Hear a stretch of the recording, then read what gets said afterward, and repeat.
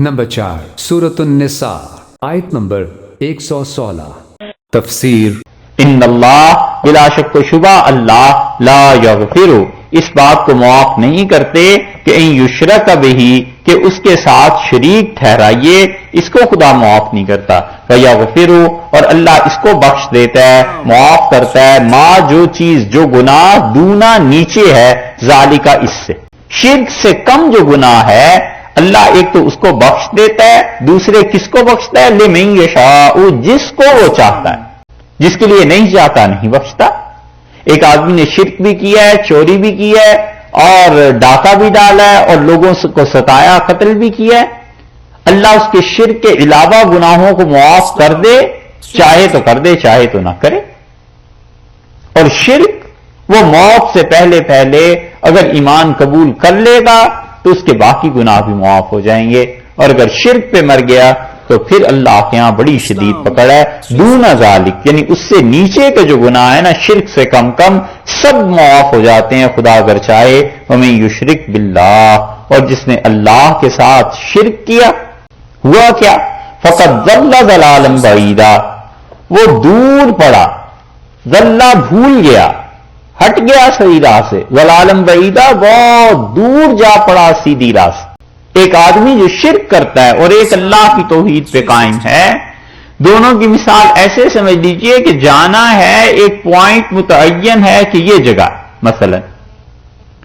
اور ایک آدمی نے چہرہ ادھر ہی کیا ہوا ہے چل رہا ہے گر پڑ رہا ہے جو کچھ بھی ہے نیکی نہیں کرتا گناہ کرتا ہے چہرہ تو صحیح سمت میں کیا ہوا ہے چلتے چلاتے کسی دن تک تو یہاں پہنچ جائے گا اگر منہ ادھر ہے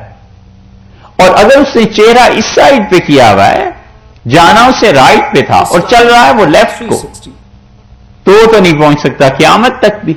تو ایک آدمی جو خدا کی توحید کا قائل ہے جیسا بھی گناہگار ہے ایک دن پہنچے گا تو صحیح اور ایک جو شرک کر رہا ہے وہ جتنی بھی تیزی سے بھاگتا چلا جائے جتنے بھی نیک اعمال کرتا چلا جائے اس نے تو اللہ کو نہیں پہچانا اللہ کی وحدانیت کا ہی قائل نہیں ہے اس کا انتہا کیا وہ ہے فقط ضل ضلالا بعیدا بہت دور جا گرا ذکر چل رہا تھا منافقین کا جو حضور اقدس صلی اللہ علیہ وسلم کے حکم پر راضی نہیں تھے اور الگ راستے کو چلے اللہ نے فرمایا جو بھی رسول اللہ صلی اللہ علیہ وسلم کی مخالفت کرے گا اور صحابہ کرام رضی اللہ عنہ کی راہ کو چھوڑے گا ہم اسے اس چیز کے حوالے کر دیں گے جس چیز کو جو راہ اس نے خود اپنائی ہے پھر فرمایا شرک کو نہیں بخشتا تو حکم میں شریک کرنے کو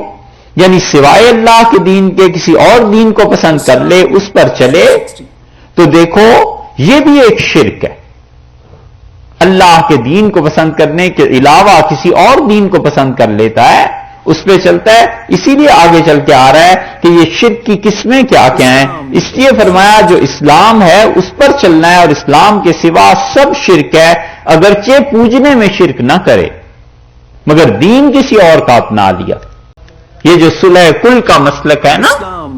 اور یہ مسلک کہ بس سارے ہی دین ٹھیک ہیں اور دین الہی اور واحد دین ہو جانا چاہیے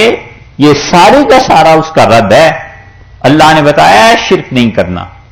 بالکل اس گناہ کے قریب نہ جانا اور اس کے علاوہ جو ہے ہم بخش دیں گے جس کے لیے چاہیں گے مگر اللہ کی عبادت اور پرستش کے باوجود یہ سمجھنا کہ باقی دین بھی حق ہیں